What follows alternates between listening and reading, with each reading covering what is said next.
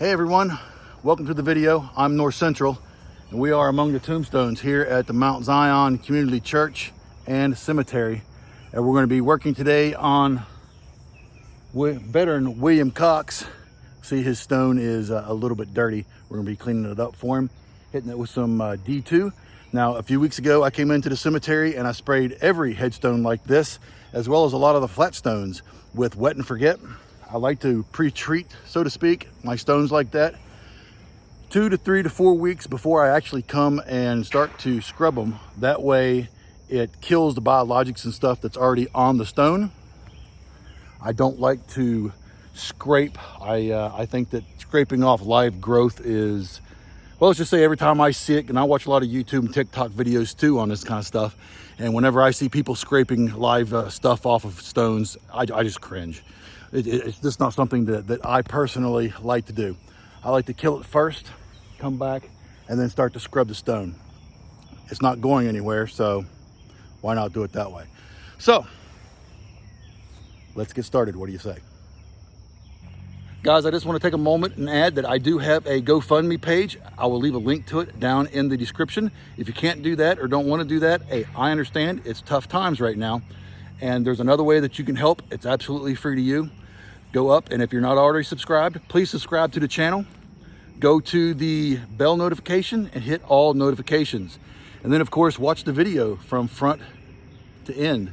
And then go to and make sure that you give it a thumbs up and like the video.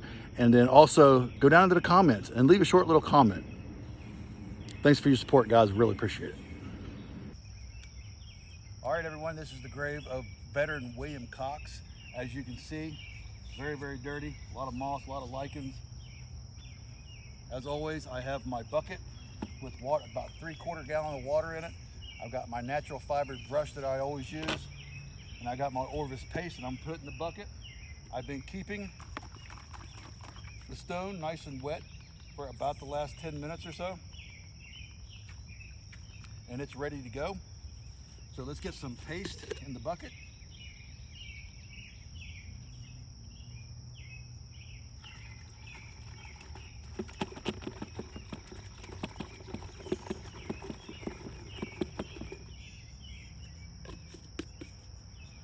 As always, I have gloves on, I have safety glasses on. They're just tinted, look like sunglasses. The gloves aren't necessarily for the chemicals and stuff that I'm using. The D2 and the Orvis paste all have a pH balance of 8 or 9. It's mostly just to keep the grit and stuff off my hands. There's a lot of stuff that comes off this, a lot of dead biologics and stuff that's on it. But let's get started, and let's get Veteran William Cox's headstone nice and clean.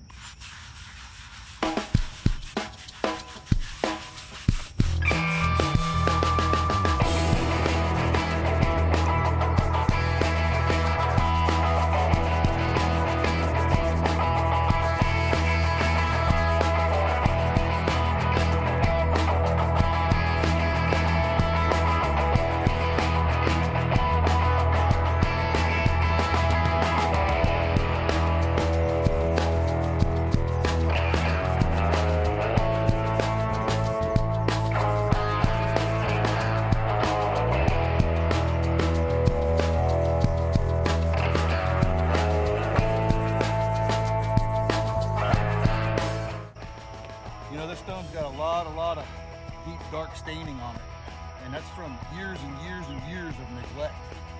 When stones like this would have been in one of our national cemeteries like Arlington, or even the one that's not too far from here, this stone would be maintained and it would be a white marble. This is white marble, but lots of staining.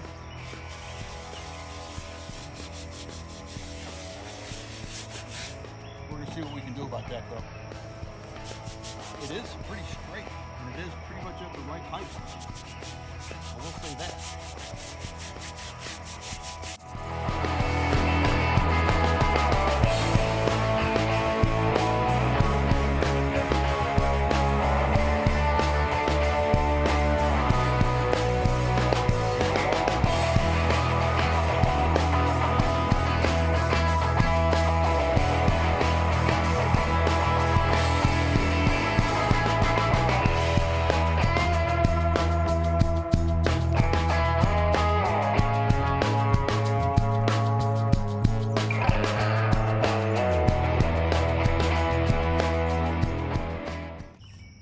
came in here, I'm assuming somebody from family,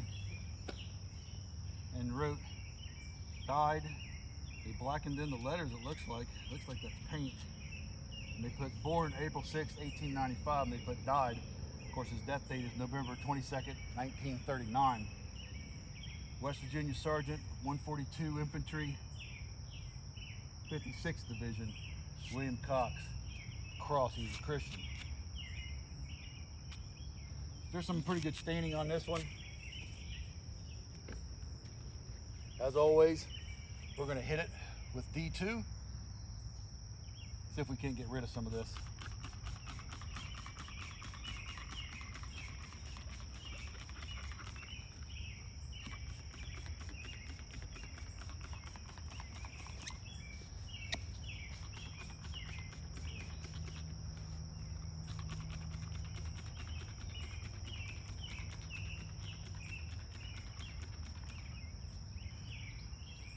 So as always, I put a flag on every headstone that I do. And this is the flag holders that I use.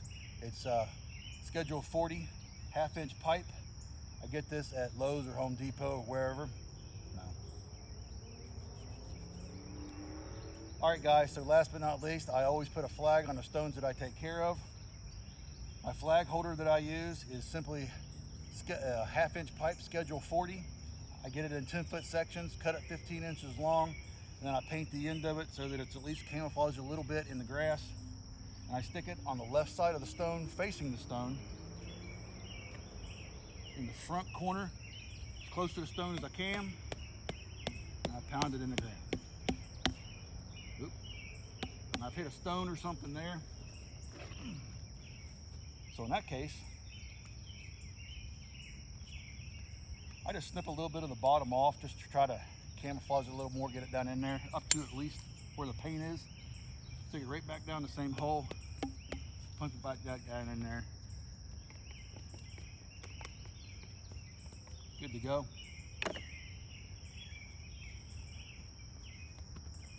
I use a standard gray flag, an 8x12 on a 24-inch wooden shaft.